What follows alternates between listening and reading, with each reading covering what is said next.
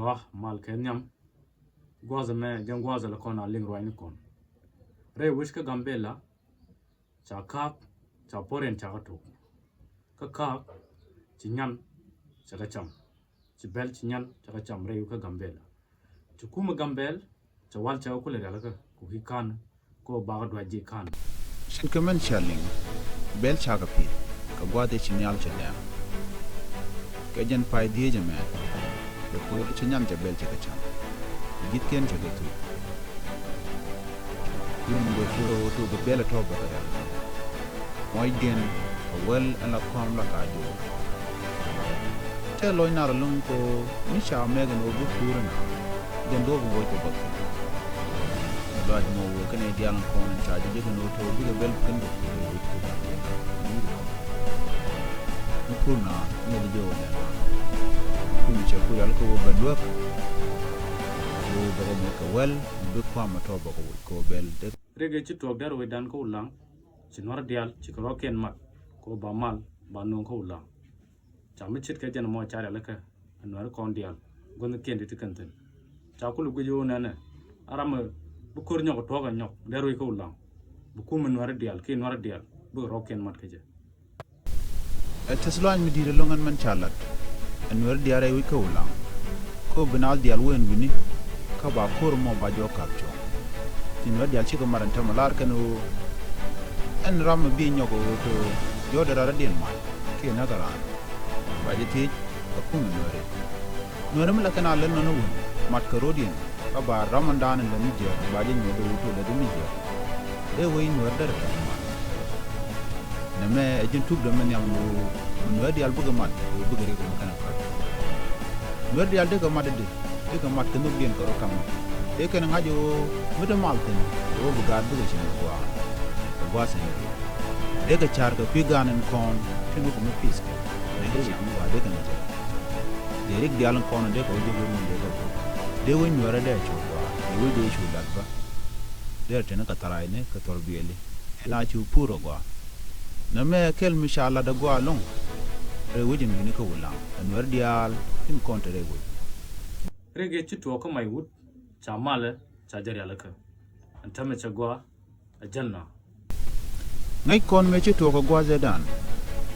kama yo kene kuma South Sudan re wuch kama yo antame ci no re shi ko mare der kula te loan mi nindi ana ya nan burka an no re mutire den kamal de ko re kene tare de ka te na de lano de na de ko no yo na te de long ko chu ku mun dang lo chicken mat chicken lat kam tam jelna yol gana to kel na lu ke chang na mo je ndan gor ko de no de ke chang de na de ko no de ter de je pel de ban mal ni ko e wa wudun tam mal je je ndan gor ko de no de ke chang on dia re no de ko mal de kan ga men ci tuo ko lang ko ci na bungut ko mo na nyang re ko ci no ci roma no ba ramadan te ko jor mu bi to ko ba nyo do jinti ko do te jen do mo no mo yen nyam ga ma kon no kon dial ku ni ken da mon dial gwane na do kon ta mal ko do kon chiang chop ngor gu wi mon ki chiang chop ngor ke nas ti chi mi mon wana me do kon chop kan no kon dial tin te ko social media gwane na do kon nong no mal wedan ko dene kon tintu wini pin de ken mal de ken kule mat kamalan dan an chana ya leka kwini kon dial kamen ken wuna de wuna de ken ku de ken pel media mani yen men warbo de ken ku pel media Sudan foreign minister e chuka gana kan Nigeria selunjo salaro ki Ethiopia buga pol biniti chopo kor bukan ngate Che Sudan foreign minister che wo ka Nigeria kan meeting kokin ka ko de mal de no de ka dam mun chala nine san dam an ta kam Sudan Egypt ke Ethiopia ka jam no mara wala ko de jentian ko mal te le royni to kokin de ben chala ra ko Ethiopia ida trabi no be damno ti choko korko ken bagala ko boch betaka muga ken anno ba dam ba je tenga piu o be nasin konin shinga wanama bika muga ken je ko de karab de ron ai yenen wo pe Ethiopia karab chero me cha dam ja etian de karab de ron